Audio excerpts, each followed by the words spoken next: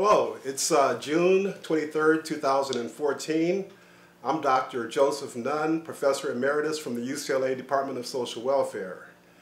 Today I have the privilege and the honor of interviewing my mentor, my colleague, and good friend, Dr. Alex Norman, also Professor Emeritus from UCLA.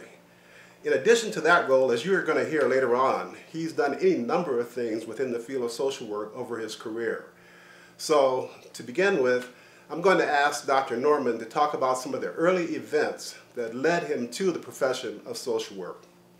So Alex, what brought you to the profession of social work? Well, there were several things that brought me. First of all, I was dating a young lady who was getting her master's degree at Atlanta University School of Social Work while I was an undergraduate at Morris Brown College in Atlanta. So that brought me into a group of social workers. And as they were saying in those days, in order to be a social worker, you had to know how to socialize. And so there were all kinds of parties. So I went to a number of parties where there were social workers. But another thing was happening was that this was during the early development of the civil rights movement in the South. And so the context around us was social justice. So social work and social justice seemed to kind of go together. And one of the key figures in the development of the civil rights movement in Atlanta was Whitney M. Young, Jr., who was the dean of the School of Social Work and who later became the executive director of the Urban League. And Dean Whitney Young led what was called then the Young Lions in Atlanta that were battling the old guard. The old guard were those African Americans who were seniors and who had been the proponents of the Booker T. Washington philosophy of casting down your buckets where you are, but not challenging the structure, the white power structure. Dean Young and another fraternity brother who was also a social worker and a lawyer, Don Hollowell, began to challenge the rules in the South. And it was Dean Whitney Young's model that formed for me my modeling for social work. And I was planning not to go to the School of Social Work, but I was planning on a business career, business administration and accounting. And one of the professors at Morris Brown College, Dean Albert Whiting, and Whitney Young were friends. And so the dean asked me if I would consider a meeting with Whitney Young to see whether or not I might be interested in a social work career. And Whitney Young offered me a full freight scholarship, books, tuition, and I couldn't turn it down. So that began my social work career. What kind of advice did Whitney Young give you about the profession and sort of the direction that you might go? Oh God. There were many, but one thing I remember, he said that it was incumbent upon social workers to work towards social justice, and that we had to work towards social justice outside of the institutions as well as inside. And if you saw within an institution that you could not change the course of the direction of that institution to bend toward social justice, it was your responsibility to get out of that institution, because he believed that institutions had a pathology, and that if you stayed in the institution, then you would become a subject and a victim of the institutional pathology. So that really stuck with me, and it hangs with me today, because I worked with a lot of people in Department of Children and Family Services. And I remember a number of people who went into Children and Family Services with all kinds of bright ideas about what they were going to do. And then 2 or 3 years later, they were in a go along to get along attitude. And so I began to see that people who were really the shakers and movers left the department rather than stayed there, which was really a tragedy, because then you had no proponents within the organization who were advocating for change. Tell me a little bit about how you happened to wind up in Los Angeles after starting out in Atlanta. I was working in Philadelphia as a clinical social worker at Children's Institute for Autistic Children and Eastern Pennsylvania Psychiatric Institute. Then we were called psychiatric social workers. We weren't clinical social workers. And I was at a conference in New Jersey, a social work conference in New Jersey. And I walked into this bar, and there was one guy sitting at the bar. All the other people were sitting at the table. And this was back in 1959. And in those days, even in northern areas, you tended to segregate yourself. He was, I thought, Mexican. Turns out he was Filipino. But Herman, who was a graduate of USC, was sitting at the bar, so I sat beside him, and we struck up a conversation. And he asked what kind of social work I did, and I told him I was a psychiatric social worker, but that I was volunteering for the American Friends Service Committee to work with youth groups. And he said, well, I work for a group in Los Angeles called Special Service for Groups, and we work with gangs. And he said to me, and we start at $545 a month. Well, at that time, I was making $300 a month. And I thought, $545 a month, my God, And here I am volunteering for nothing. So Herman and I struck up this conversation, and the rest is history. He hired me right there on the spot. So the next year, in August, I came to California. And it was the best decision I could have made, because once I got here, I knew that this was a place where I was going to thrive, and that's come through. Yeah, it seems like you took that saying, social workers knowing how to socialize, very seriously, and it made a big difference in terms of how you progressed in your career. You moved to California, and I heard you had a saying too about moving to California about the weather. Something about the seasons.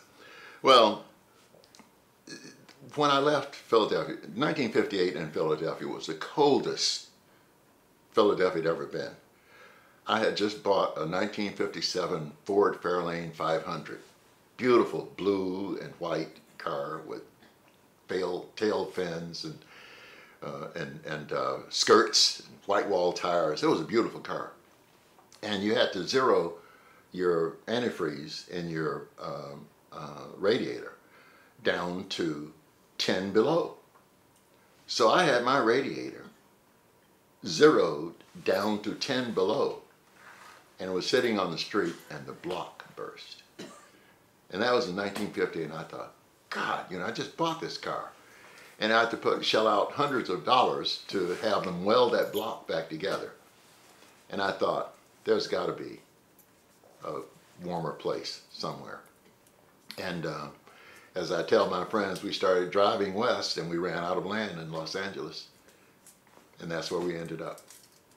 But it's the weather that really made me come here, because I liked the fact that there were two seasons. That you get warm, hot weather, and you get rainy weather. And in Los Angeles, you get all of your seasons in one day. As whereas in the East, when the sky turned gray in November, it stayed gray until April. And I thought, boy, I won't miss this season. So when I would go back east, people would say, oh, boy, I would move to California too, but I miss the seasons.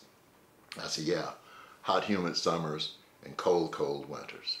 So I've always said that California had the best weather.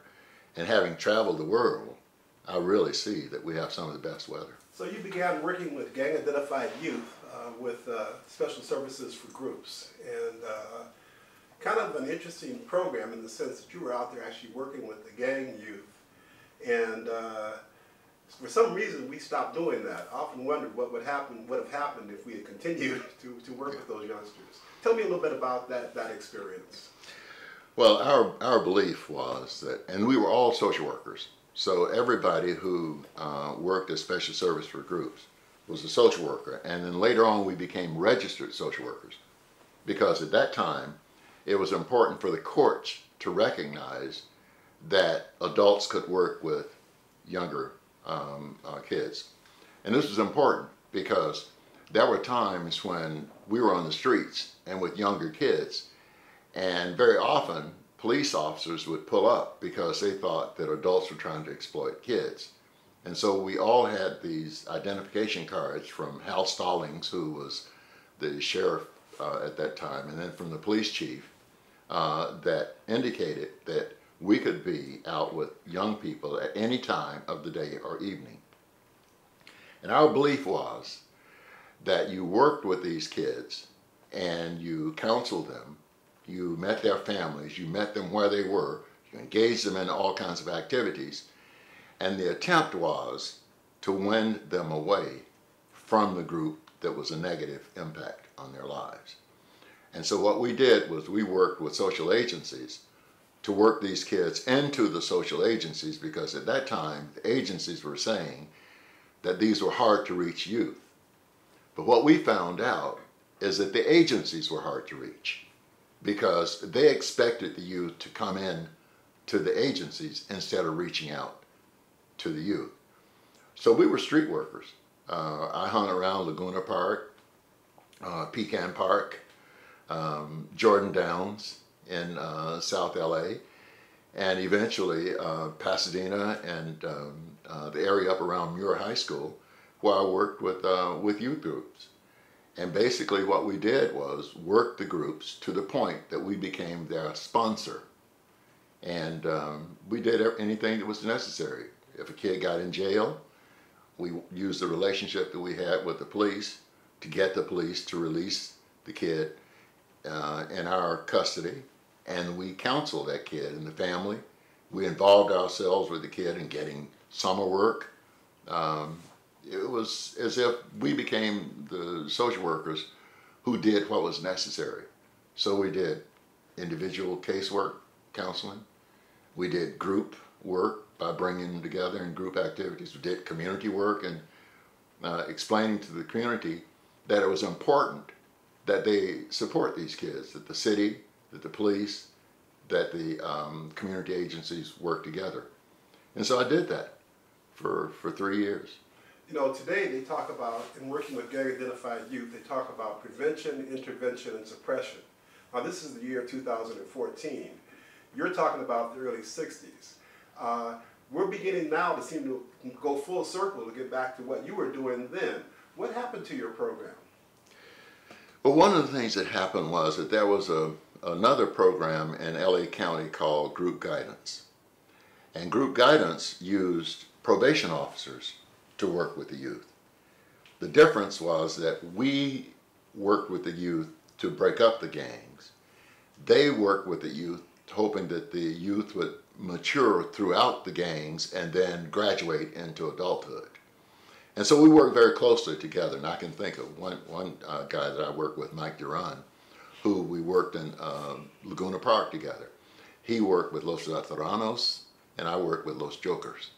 So I was working with a younger group, and he was working with the older group. And we worked in tandem. But at the time, that was Chief Parker, who was the chief in Los Angeles, LAPD.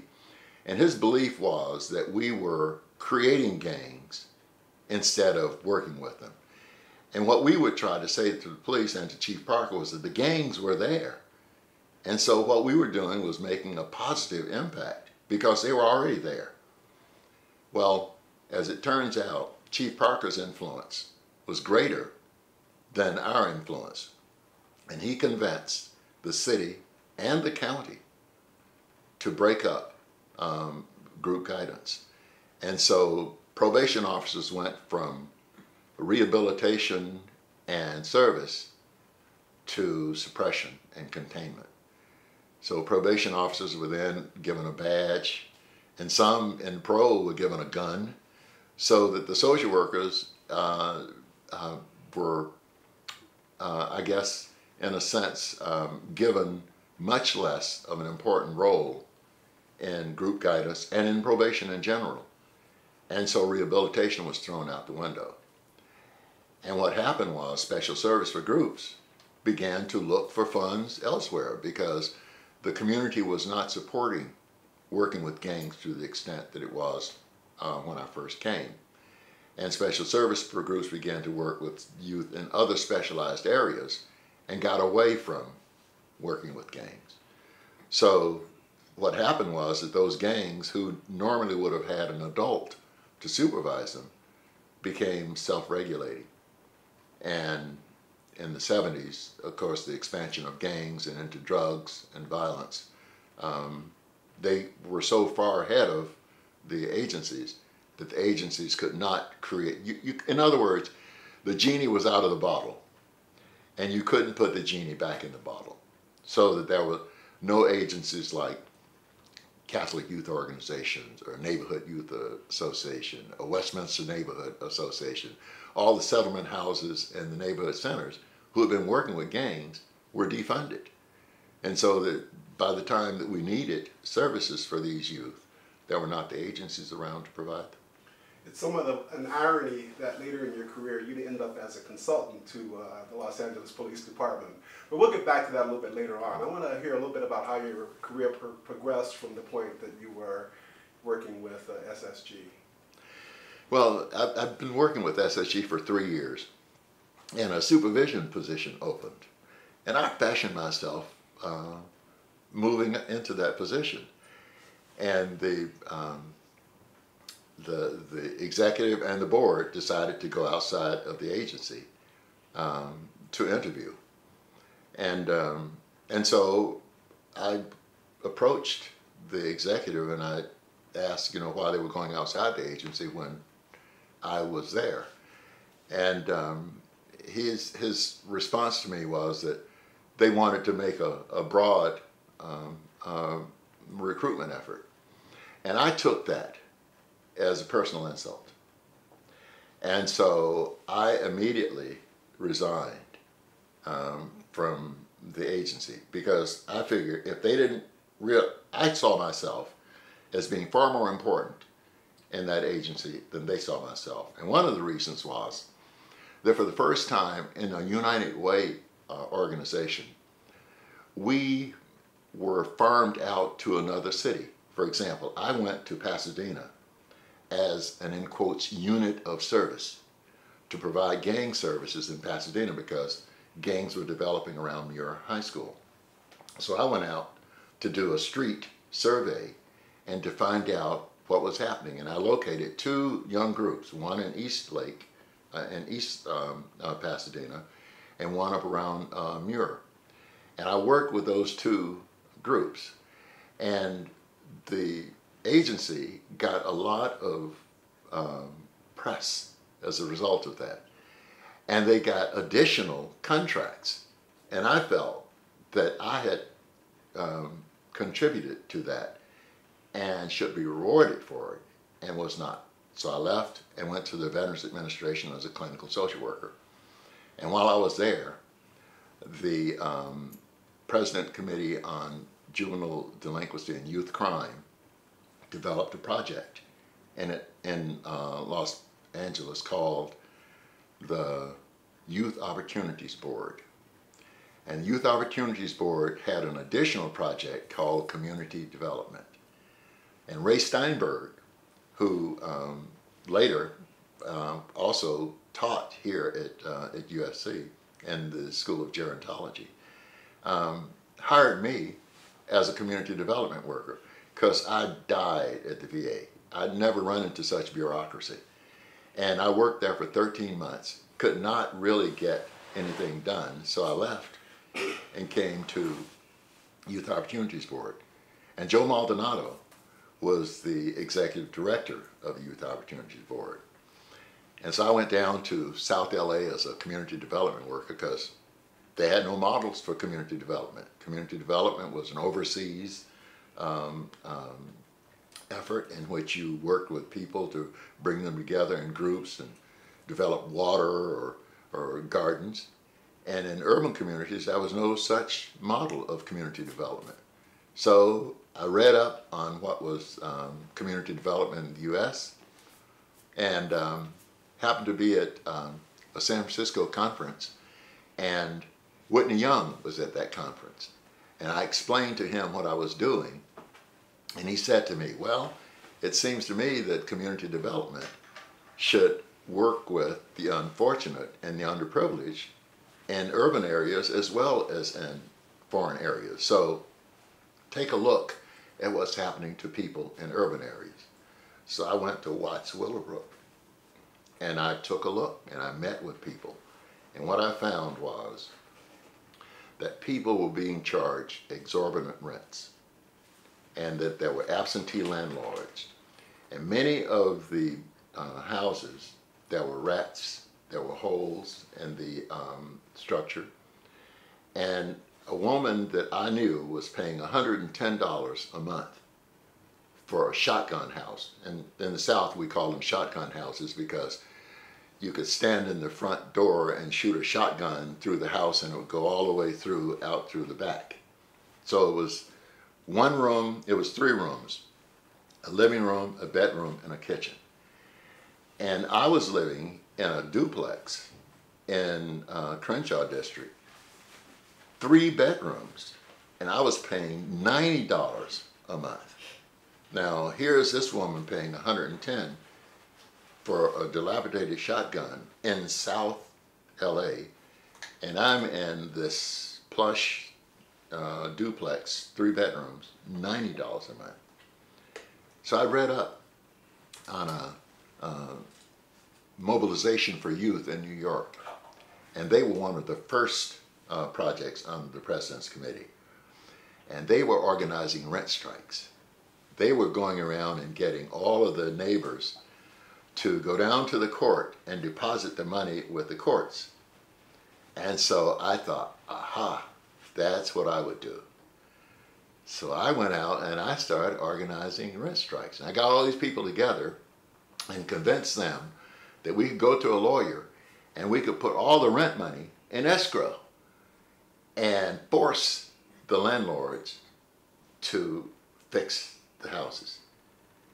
And at that time, the Youth Opportunities Board was a joint powers agency made up of the city, the county, the state, and those joint powered agencies were the very structures against which the people were organizing. And Mayor Sam Yorty at that time said that the city, because it was on the board of the Youth Opportunities Board, would not tolerate having an irritant to bring a lawsuit against the city. And so a decision was made to outsource the community development project. In other words, I worked myself out of a job. And since I had no more of a job, the Neighborhood Youth Association, the LA County Department of Community Services, and the Westminster Neighborhood Association and the Urban League were the 4 agencies that did the work that I had been doing all over the city. So instead of paying me and Ray for doing this, they took the money and they gave it to these agencies. And at that time, because I had worked in community development, the Office of Economic Opportunity was being considered. In other words, the Economic Opportunity Act was being considered in Congress. And Joe Maldonado, who was really just a visionary, saw this coming. And he decided that since we were working in the gang-infested areas under the juvenile committee, that those same areas were low poverty areas. So if we just switched ourselves from the Youth Opportunities Board to the Economic and Opportunity and Youth Agency, we could qualify for OEO funds. And so he commissioned me to work with Helen Northern, who was a professor here, to develop a program that was later called the Youth Training Project. And the Youth Training Project placed youth in social agencies to do work over the summer. It was like riot insurance, you know, to keep the youth off the street. And what Helen did, she wrote the proposal. I went out to the various agencies and asked them what kind of things would they have young people doing if this project were ever funded. And the project was funded. And we became the first West Coast community to have a program under the Office of Economic Opportunity. And for that reason, I was rewarded with a training coordinator position in this new organization called the Economic and Youth Opportunities Agency. So early on, this term emerges as an irritant. We might have a theme here as we go along to see what that label really means. So from that point on, what was the next step for you?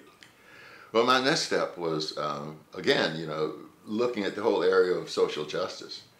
The more I worked with the Economic Youth Opportunities Agency, I began to do training and began to work in communities. And as new programs came into the organization, new opportunities for providing training for professionals. And one of those programs was the NAP, Neighborhood Adult Participation Project. What happened was that because many of these youth and the youth program were bringing home paychecks, many of their fathers were unemployed. And it presented a friction in the family when the youth could find employment and the parents couldn't. So the Neighborhood Adult Participation Project was developed, and that attempted to bring adults into agencies and bring adults into communities to provide them with, I think it was like $55 a week or something like that. It was a stipend to balance off against the young people in the families who would bring home a paycheck. And Opal Jones, who was the executive director of Avalon Community Center, was recruited to head that project. So that was a county-wide project. And the more I began to look at that program, the more I began to see the injustice in society, particularly around the area of employment. And over the course of a year, worked with Lorenzo Traylor, who was also a social worker, Gip Traylor, who was later recruited to go to the Office of Economic Opportunity. And later, the Equal Employment Opportunity Commission. When Gip went over to the EEOC, he asked me to come along as his supervisor. And then what we were looking at was employment discrimination. So the 1964 Civil Rights Act also included a Title VII, which barred employment discrimination. And if a person was discriminated against, they could go into court and file a suit against the employer. And I saw this as a big jump because having seen what happened with the youth employed and the adults not having to be employed, it obviously, a number of them were not employed because they were discriminated against, either because of race or national origin or gender. And so for the next 2 years, I worked with Gip as his supervisor of investigations, investigating and writing briefs for the court to break down laws of discrimination and weightlifting for women, one of the first here in California to work against the Pacific Railway, who were not hiring women in positions because they said women couldn't lift 25 pounds. Well, I knew, I had a kid and my wife was lifting him and he was more than 25 pounds. So it was ridiculous to say that women couldn't lift 25 pounds. And so I investigated and we went into court with that. And we broke the weightlifting restriction in the state of California. It was a state law that the local organizations were using to discriminate against women. And from there it went on to airlines, where they were discriminating against women. Only women could be stewardesses. They couldn't be in any other position in airlines, so we broke that one down. And then we went on to break down other areas of discrimination during the 2 years that I was there. So it was a matter of going from one level of working with injustice to another level. And what I really saw was that it may be true that in the universe the arc bends towards justice, but it doesn't do it alone. You know, you got to have somebody there that's helping it bend. that's helping it bend. So whether you're an irritant or a protagonist or whatever, or a party crasher, you gotta push it along. And I saw that that was my stake in society. That that was one place that I felt comfortable, and it was one place where there were unlimited opportunities. I mean, because everybody was being discriminated against all over the lot, you know. So all I had to do was go from one place to another, and I had a job. Work was everywhere. Work was everywhere. You never had to worry about being unemployed.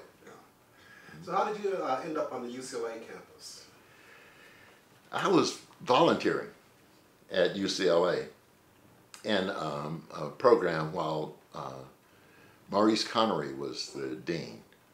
And they had a university extension program where they were reaching out to the community under what was then called President Hitch's Urban Crisis Program. Universities had decided that that was a crisis in urban areas, and so they were going to create offices of urban affairs on each campus, and they were going to go out and work in low-income communities. And so they had this advisory committee, and I was sitting on this advisory committee. I was very critical of everything that they were doing because they were going it the wrong way.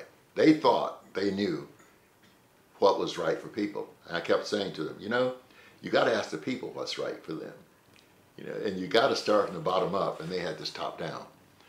So when the person who was heading that committee, that department, left for another job with the university, they asked me to consider it, if I would consider taking over that position as Director of Department of Urban Affairs and Social Welfare, because I had a social work degree. And that way I would have an administrative job, and I would be a lecturer in the Graduate School of Social Welfare at UCLA. And I went to my mentor, Gip Traylor, because I felt a loyalty to him, because he really had kind of been like a father to me. And he said to me, well, Alex, that's an opportunity, and you can always come back here. So if you're thinking about job security, if you go over there and you don't like it, you can come back. So with that, I went to UCLA and headed this department over a 3-year period, and we were able to do some incredible things of working with PICO Union Neighborhood Association to develop PICO Union by serving as an incubator for them and a fiscal sponsor, and providing training from Department of Urban Affairs, Urban Planning, Social Welfare, School of Management. Using interns, we really helped to build that little organization until it could spin off into its own 501c3. So I felt that that was something that I could do. So we worked with Venice to develop a Venice clinic. We worked with East LA to develop University Unitario. We worked with a group in South Central to develop a South Central Training Center. So what we were trying to do was extend the university to the urban areas. And while I was there, though, I attended faculty meetings, and I attended meetings on campus with other department heads, and I would make suggestions, and they would just fly over their heads. Nobody would pick up on what I was suggesting. And then later on in the meeting, or maybe at another meeting, another person would make the same suggestion, and they would say, brilliant. Yeah? And I thought, what's going on here? And I talked with one of my friends, and I said, you know, I'm at these meetings, and I make these suggestions, and they just don't seem to be followed, and yet somebody else can make this suggestion. And he said, what's after their name? And I said, what do you mean? He said, they all got PhDs after their name, and you don't. And so I ran into the hierarchy on campus. And I thought, okay, if that's it, then I'll go back and get something behind my name. So I went back for the union card, and I decided to go into the doctoral program. And when I graduated from the doctoral program, I figured, okay, now maybe they'll listen. And that was my trip to UCLA, and that was also how I got involved in academia, because I went from the administrative side over to the academic side once I got the doctorate. Yeah, I think that was around the time that I met you. I was a master's student at UCLA in the late 60s, and I know you'd come over to see Dr. Doug Glasgow, who was a good friend of yours, actually the very first tenured African-American professor in the School of Social Welfare at UCLA. And I remember, you know, you came in and, you know, you seemed very, very secure, and, you know, as a young guy, I'm looking at this guy that seems to know how to move around and, you know, and get things done. And as I also recall, that was a very exciting time because there was a lot of upheaval and unrest in the community as well as the campus over the civil rights movement as well as the war in Vietnam. What do you recall from that time? Oh God, those were exciting times. And I think that was the urban crisis. The crisis wasn't that there were low-income people. The crisis was that people were fed up with, one, the treatment they were receiving with discrimination. They were fed up with what we consider to be an unjust war in Southeast Asia, which is similar to the unjust war that we have going over there in Iraq right now. And so it was really exciting because student activity was high. You had MECHA on the campus, SDS, Students for a Democratic Society, were on campus. The Black Student Union, I mean, all the caucuses were developing on campus where people were becoming aware of the ethnicity and how in this country ethnicity was being used against them. And so what they began to do is use ethnicity for them. And Doug Glasgow, who was a graduate of USC, had done his dissertation on a group in Watts. And he wrote a book called The Black Underclass. And what he had seen was that there was a systematic attempt to perpetuate an underclass in order to allow the upper classes to develop and make profit. And so he wrote this, this book, and it didn't get a lot of publication because at that time nobody wanted to look at the fact that there was a black underclass, least of all black people, because we always felt that there was a way out, you know, that we were going to use education and the Economic Opportunity Act and the Civil Rights Act as a way out. And at the same time, Moynihan developed a treatise on the black family. And he was saying essentially, you know, the black family is being broken up not by black families but by policies, because Department of Children's Services at that time, I think it was called, Department of Children's Services had a policy that no family could receive welfare funds if there was an unemployed male in the house. And so it basically ran the males out of the family. So you received your doctorate in social welfare at UCLA, and then you joined the faculty. Yes. And then some exciting times continued for you. Talk a little bit about your time as a professor, some of the challenges that you encountered, as well as some of the things that really were positive experiences for you. Well, I blended my own philosophy. I would share with students what my philosophy was. And during discussions about social policy and action, I always talked about person and environment, and that I was a person in the environment too, and that students should look at themselves as a person in an environment. They're going to work with people and environment and understand the impact of environment on people, and that you can change your environment in the same way you're asking people that you're working with to change their environment. And if you're unwilling to change yours, then it's unfair for you to ask them to change theirs. So, taking that, I went through school. And of course, during that time, I was an acting associate professor. I had no tenure, but I had 4 years within to make tenure. So, being the strategist that Gip Traylor taught me to be, everything that I did, I made sure that it ended up in a publication, because I didn't want to be a victim of what I had seen with other blacks and Latinos on campus, where they would go through 6 years, wouldn't get tenure, and then they would be shipped off somewhere else, and somebody else would come in to their position not to get tenure and shipped off somewhere. And I thought, oh, so that's the game. And they would always involve us in so many activities that we wouldn't be able to publish. So at the end of 6 years, they can say, well, you didn't publish.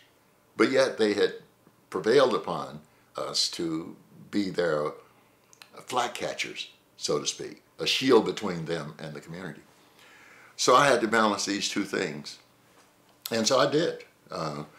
I felt myself an advocate for the students. I loved the students. I mean, because they were bright, you know, they were coming on campus because they were coming out of organizations they had been working with. So we were getting adult students who were getting a chance to go back to school and get their master's. People were coming over from the Bureau of Public Assistance, from adoptions. They were getting their degrees in order to come back to these institutions and change them. And so change was in the air. And we were fine. And then we got a change in our deanship. And the dean who came in had a different idea about the vision for the school. The new dean felt that we should serve public institutions. The old dean felt that we should serve the public. And the public was much broader than public institutions. And the new dean and I kind of clashed around policies and what the curriculum ought to do. I felt that it was important to have community organizers, because community organizers created jobs. You know, they were out there shaking up things and creating institutions that were creating jobs for social workers. So I saw us working in tandem. And what he saw was a schism. So he introduced the idea of micro and macro social work, which really split the students up and made them choose between going into community organization or administration or into what was then called clinical social work. And so I tried to change that. And true to Whitney Young's admonition that when you see that you cannot change a situation, it's incumbent upon you to leave, I took an early retirement. Let's back up a little bit. You know, after I got my master's, I went out and worked 10 years for the probation department. I returned to the probation department. And it was around 10 years after I first met you that I came back to join you as a colleague on the faculty in the Department of Social Welfare.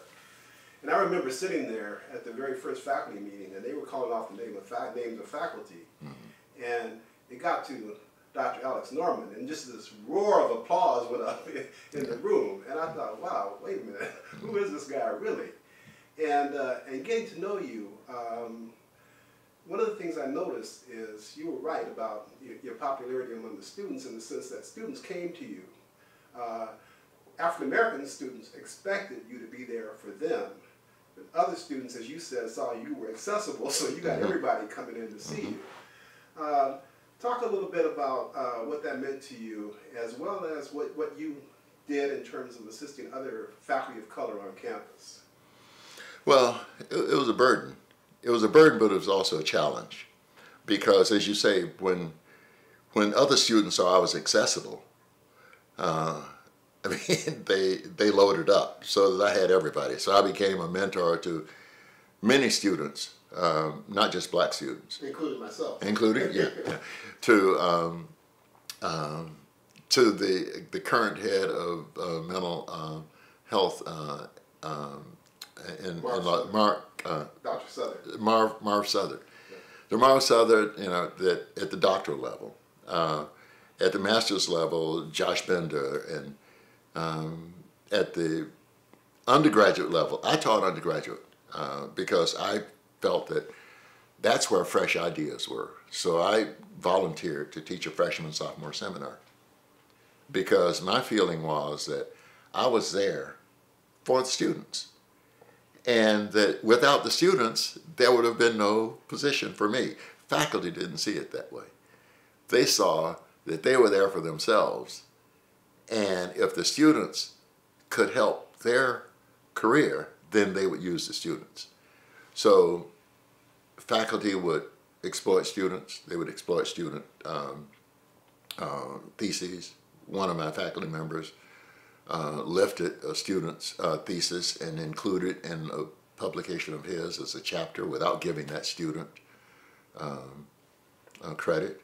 And I offered to go to privilege and tenure with that student to challenge that professor. So it became very well known among the students that if you had a problem, go and see Alex. Because at least he'll listen to you. You might not be able to do anything about it, but at least he'll listen. And most time he'll do something about it, including disaffiliating himself with certain faculty members because of it. And so I saw myself as not building a faculty relationship, as building a relationship on campus with students and with other departments. So I gradually went over to other departments and asked other departments to collaborate because I believed in an interdisciplinary approach. And our school believed in a provincial approach. I used to call us egos or us, because we had so many people there who were so protective of their egos. And I kept saying, we ought to be collaborating with the Graduate School of Management and developing a management component to social work, because 2 or 3 years later, our students are in administrative positions and we're not preparing them for it. And wouldn't it be good for us to prepare them for it? And we should be collaborating with law and public health because our students are working in the same areas. And so I saw more and more a contraction rather than an expansion. And that really led me to work outside the school, to work more in industry, in the public sector, and nonprofit sector.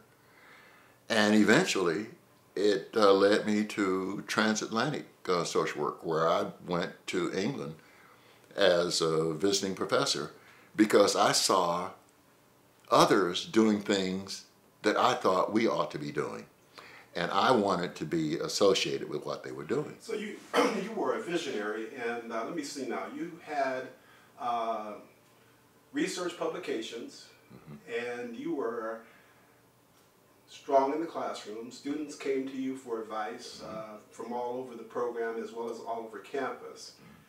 And so you had the teaching and community service as well. So getting tenure for you must have been a piece of cake. No, it wasn't a piece of cake. I had to fight for tenure. At the time I went in for tenure, I had 9 publications and journals. 2 of them were social work journals.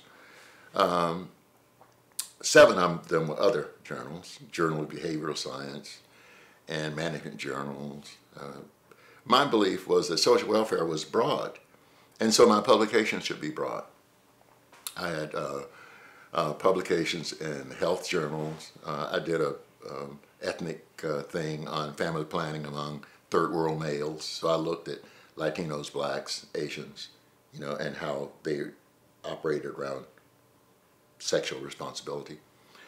I had publication in the Journal of Research and Black Scholar, And so my tenure was rejected, and I thought, wait, just the year before, one of my colleagues had gained tenure. He had 2 publications. I had 9. So I appealed to the committee, and I was told that my publications did not show, what was it, strong intellectual analysis or something like that. Tough-mindedness. Which was another slap in the face for me, and I said, well, I'll show him who has intellectual capabilities. So I knew that the Equal Employment Opportunity Commission was itching to get on campus. And so I had a trump card. So I went to the chancellor, and I said to the chancellor, look, I know that I'm qualified for tenure. And he said, well, you know, tenure is non-political. So as an administrator, I can't do anything there. So I said, okay.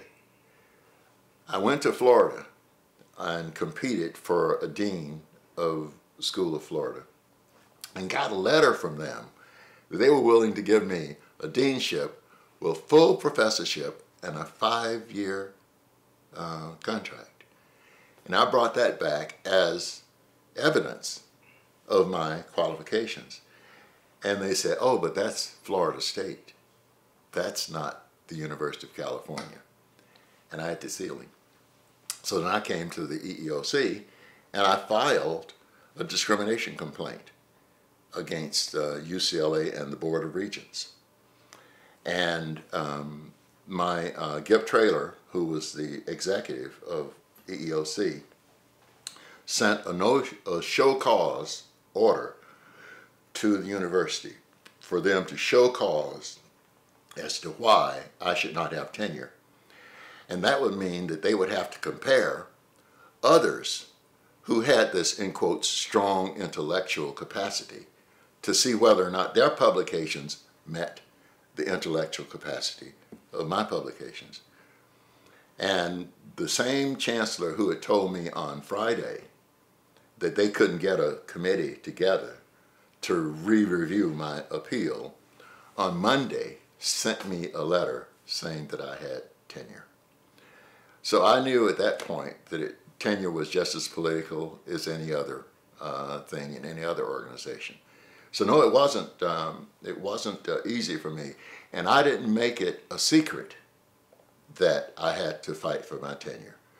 So when other young faculty of color came on campus, I let them know immediately, hey, you're going to have to fight for this, you know, that you have to go to extra legal procedures to get the same thing that everybody else is going to get through the regular channels.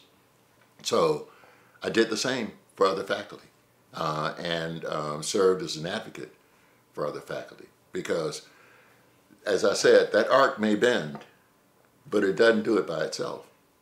You know, somebody has to be there to help it bend. And that's kind of been the story of my life. So you continue to be an irritant, a rabble-rouser at UCLA. As I recall, there was a summer that you came back after the summer and you told me, you said, Joe, I read this book. It's called The Way of the Peaceful Warrior. So I've been doing all this stuff, but from now on, I'm going the way of the peaceful warrior. Yes. What happened to the peaceful warrior? God, I remember that. I was tired. You know, I found myself just battling uphill like Sisyphus in the rock. You know, and over that summer, I think I think Chris Rogers had read this book, and so she passed me this book. Chris Rogers was a doctoral student, and I read this book, and it was about this peaceful warrior, and the guy was really into Eastern philosophy, and his feeling was that was a way, a path that you could walk. You know, and that you could be at peace with all of this chaos around you. And so I thought, okay, I'm going back and I'm going to walk the path of peace.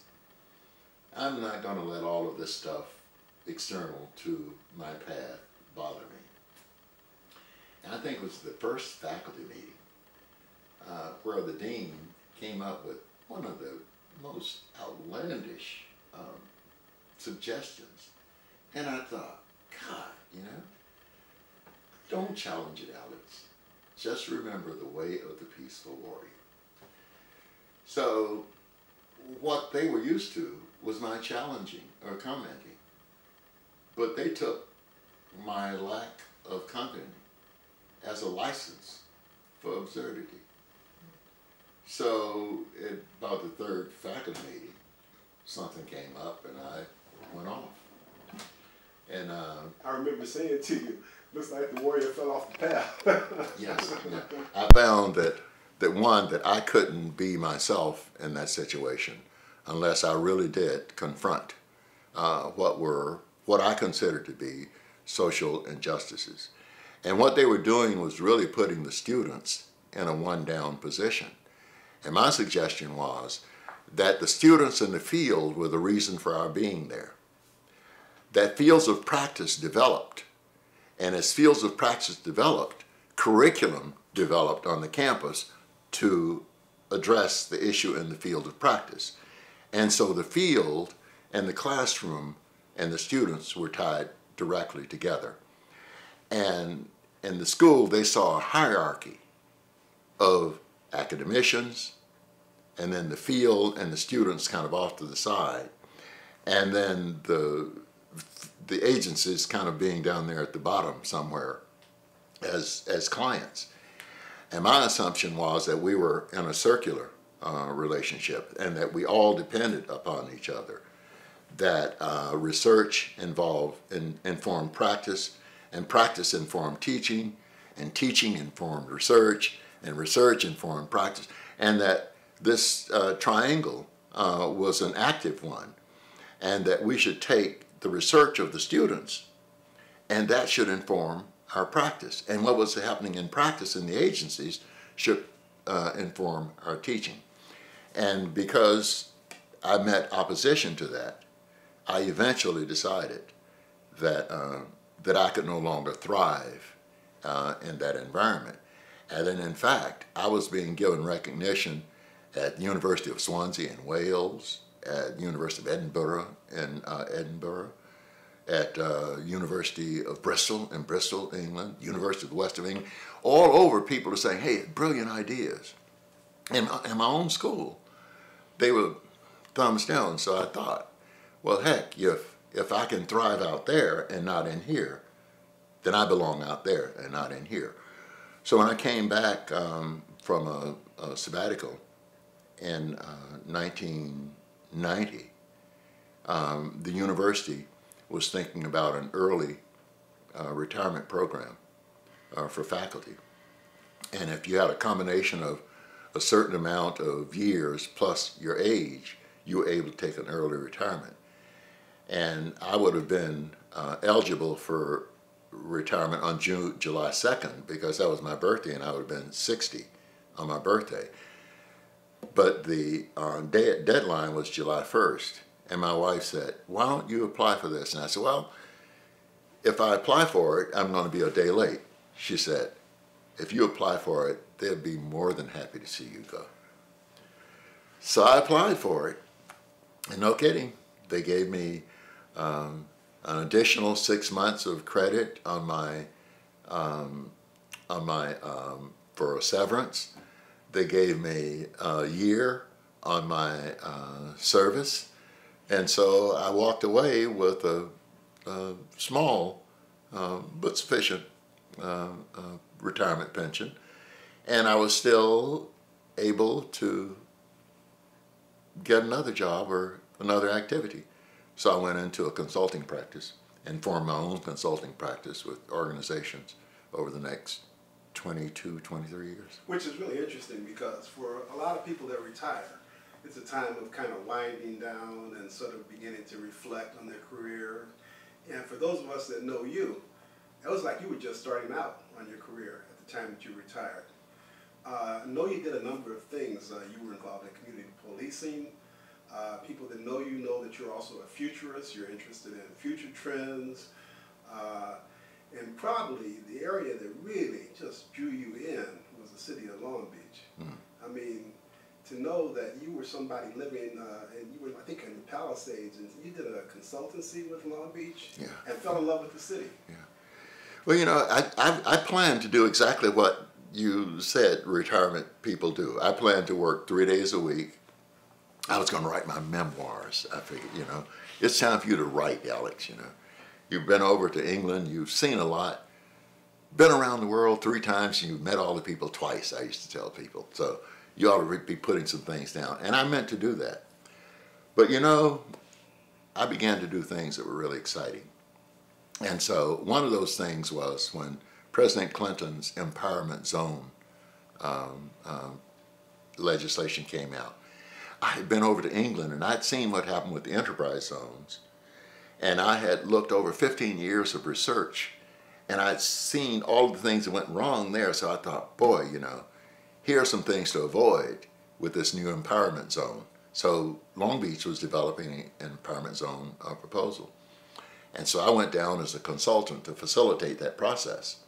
And as I began to go around the city, I noticed it was small enough and compact enough so that you could do something, you know, because they were bounded on the north by the freeway, on the south by the ocean, and on the other sides by cities, you know, Wilmington on this side and Seal Beach on this side. So the city was compact. As I began to work with it, I saw Latinos, blacks, Asians, they all come together down there. In LA, if people didn't want to work together, they left. Down in Long Beach, they stayed. They argued, but they stayed.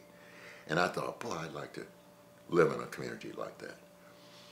And so the more I worked down there, the more I saw the possibilities. And so I mentioned it to my wife, and she came down and we went around Long Beach and took a ride through Naples because on Mother's Day, our son-in-law gave us a trip on the gondolas through Naples, and my wife said, I like this. I think I'd like to live here. So we packed up from Palisades and came to Long Beach, where I said, I know I'll be able to write my memoirs. And I got to Long Beach, and what I found was that even in paradise, you know, things can be really deceiving. And that what appeared to be this nice little island in LA County was really a place that operated like a plantation.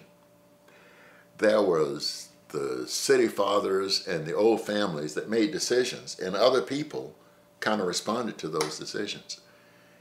And so I was asked to head up an economic development project there with the city for a nonprofit organization, and I did so with the expectation that once the economic project was completed, the building would be turned over to the community as a community asset from which we could then leverage other things for the community. And the city reneged on that.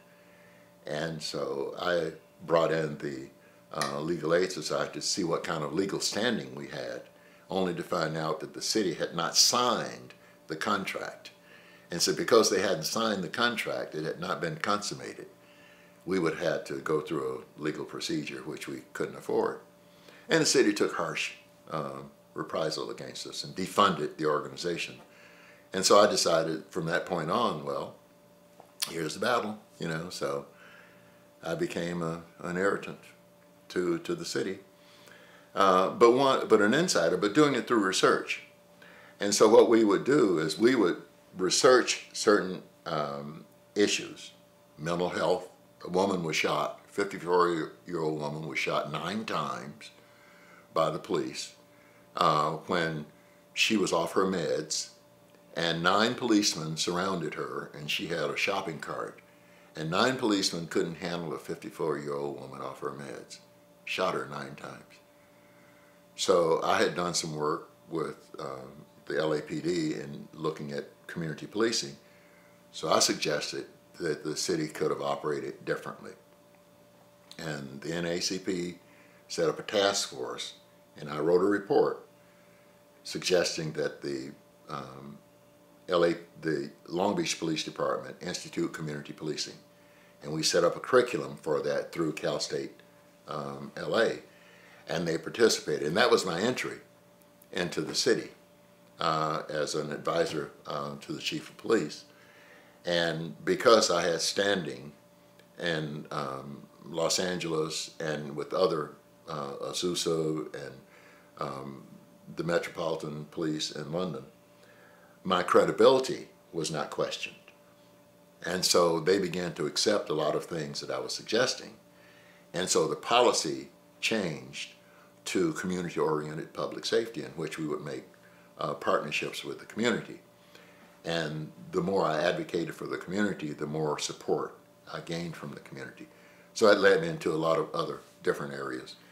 So it wasn't long about the time that you became the Commissioner for Public Safety in the city of Long Beach that myself, along with some of your other friends, started teasing you and saying you're flunking retirement. And in a more positive vein, we also talked about you being Mr. Long Beach, based on just how much you demonstrated that you were involved in the city, you cared, and you wanted to make a difference. As you think about working in that city, what do you sort of take from it as maybe one of the high points in your life? I guess there are two things. That one was being selected to be on the Commission of Public Safety because of the work that I'd done with police departments.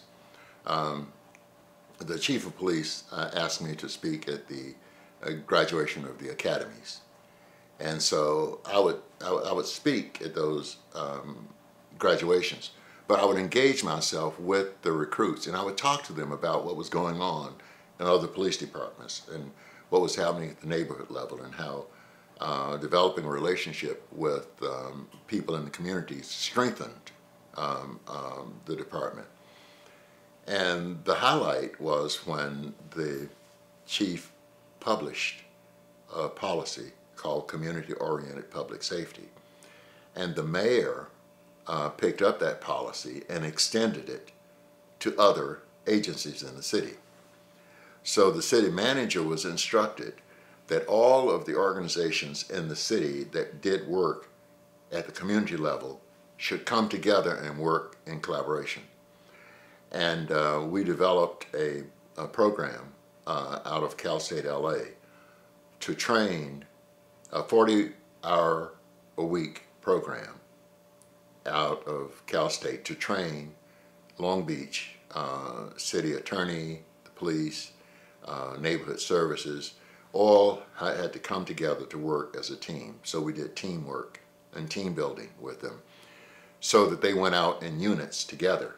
So the city attorney's office would go out with neighborhood services and the police around a particular issue. And rather than handling it as a law enforcement issue, it was handled as a city issue. So that was one thing that that effort really resulted in a policy. And I began to see myself as a policy practitioner, a public policy practitioner, which really was another step in my social work career. I see all of this as part of my social work career. But here was one where I was, instead of practicing at the community level or at the clinical level, I was now practicing at the policy level. And that meant practicing with decision makers. And I began to think, one of the things that I can contribute will be to have the decision makers make their decisions based on data. And so I began to look at data-driven decision making and developed, along with 3 other people, a community-based think tank called Rethinking Greater Long Beach. And what we did was would do research on a particular issue and bring about a community conference, a self-published community conference. And after 2 of these, the second one being on poverty in Long Beach, the local newspaper and 2 foundations became interested in what we were doing and asked if we would expand our operation so we would provide this data for the city. And the Knight Foundation gave us a grant to conduct research in Long Beach to look at the socioeconomic positions throughout the city of Long Beach and to make recommendations. And one of the recommendations we made was to try a corridor approach in responding to some of the issues. So an 8.5-mile corridor from the Compton border to the ocean, and on Long Beach, Atlantic Avenue, 1 mile to the east and a half-mile to the east and a half-mile to the west, based on our belief that people will walk a mile for resources. And so we did this corridor approach and divided the corridor into 4 communities. And over the next 4 years, worked with those communities in bringing them together. And as we worked down that corridor, we would link one community to the other. And that became a 4-year issue in which a publication developed as a template for other urban communities wanting to work on a corridor approach. And it became a publication called The Connected Corridor. And it became online. And the Knight Foundation then began to use that in other communities as a model. So those are the 2 highlights, I think, that, that out of my own experience in Long Beach, I would consider to be the most important. The other, I guess, is a low light in the sense that I've not been able to do any writing of my memoirs because I've been so busy doing. And I've come to think that maybe my legacy is doing and not in writing. Because as you get older, you start thinking about legacy. And I was thinking legacy ought to be in the form of memoir. But maybe it shouldn't be. And so maybe that's one of the ways that this Hall of Distinction comes in the sense that the legacy will really be in the doing and memorializing this through a video. Yes, Dr. Norman is being inducted into the California Hall of Distinction this year. And this interview is a part of the oral history for the California Social Welfare Archives. And you know, it's interesting to talk to you about reflecting on your career because you're still in it. Mm-hmm. And every time I hear you say, well, I think I'm going to ease down now, suddenly there's something else that you're yes. getting involved in. Very interesting to me that something that Whitney Young said to you very early on about social justice has been sort of a theme throughout your career mm-hmm. and your life. And you know, your life as not separate from your career, it's all melded together, it seems, and it reflects who you are as a person who's compassionate about what he does and sees a challenge and just can't leave it alone. I mean, you just gotta push up against it. So that peaceful warrior thing is totally out the window at this point. And as we wind down this interview, is there anything that you sort of feel we left out or we may want to touch base on or cover at this point? Well, the peaceful warrior is still here. There's a peaceful warrior in here, you know, that just is itching to get out, but can't get out because there's so much else to do. So I still consider myself, really. So I do Zen, I do sitting, I do meditation to try to nurture and keep that peaceful warrior alive. A little Tai Chi here and there. A little Tai Chi here and there to keep that peaceful warrior alive. I really think that that the profession, social work, has to really direct itself to the area of creating an environment where social justice takes place. That means working with poor people. I mean, you look at poverty. Poverty correlates so highly with everything, with domestic violence, with crime, with lack of education. 60% of the prison population didn't go to get a high school education. 60% of the prison population are poor. So if we work with poor people, we work with a lot of the other social ills that we work with individually. So we have a person who's working in mental health, but you look at the incidence of mental health issues among poor people, and if we work with those people, with other organizations that are working with people, we would have a concentrated effort. I think that that's one of the things that we need to do. I think another thing that we need to do is really look locally at what the issues are. In Long Beach, we have a community of 55,000 Cambodians. Largest Cambodian community outside of Phnom Penh. And many of these people were victims of the Khmer Rouge. That means that they have a trauma in which all of the men were killed. I mean, the Khmer Rouge came through and killed all the men and a lot of the women. And now the Prime Minister of Cambodia and the leader of the Legislative Assembly were both officers in the Khmer Rouge. And the women who have husbands in Cambodia are marrying men who were members of the Khmer Rouge. So they're marrying the very men who brought about the destruction of their families. That's like members of the Holocaust marrying members of the OSS, or the Nazi Party. That they have the trauma living within their homes. And what they're doing is passing down this trauma to their children. Because the Khmer Rouge believed that the way you control people was through fear. So they beat people and they made them fear them as a way of controlling. And the women accepted this. So they beat their children as a way of controlling them. That's what's happening in Long Beach. So we're talking about healing a community that has that kind of trauma. And I think that social work has a special responsibility to look at certain populations who have experienced trauma and to try to deal with them to psychologically, in a holistic way, begin the process of healing from them. Now, I don't know what the model is going to be, but there's a guy back in New York, Richard Malika, who's a Harvard psychiatrist, who has a model for dealing with trauma. And he's worked with Holocaust victims, with the victims in Somalia, with all over the world, and he has this model.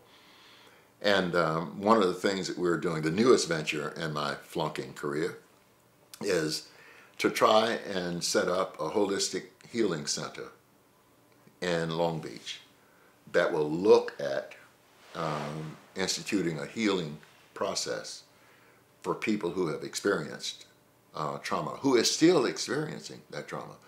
Because we have members of the Khmer Rouge who slipped through the immigration process to land in Long Beach. So you have members who were soldiers in the Khmer Rouge who are living in Long Beach, alongside many of the people who were victimized by Khmer Rouge. And the people who were victimized recognize the people who victimized them.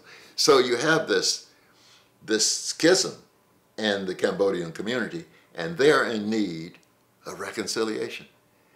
And that just brings to me the marvel that Nelson Mandela was able to create in South Africa, where you could reconcile between people who had oppressed and people who had been oppressed. And that kind of reconciliation, I think, has to take place. And I think that social work can do that with victims of domestic violence, with women, veterans who are coming back from the Iraq and the Afghan wars, and the trauma that they experienced in the wars, the rapes and the assaults, with violence in general, the trauma that people are experiencing. And I think that social work can really begin to look at a new kind of a healing model that looks at bringing the community into a holistic process rather than thinking of individual clinician and patient. Well, based on this last discussion, Alex, it looks like you're going to have to put those memoirs on hold because you still are so very much in the game.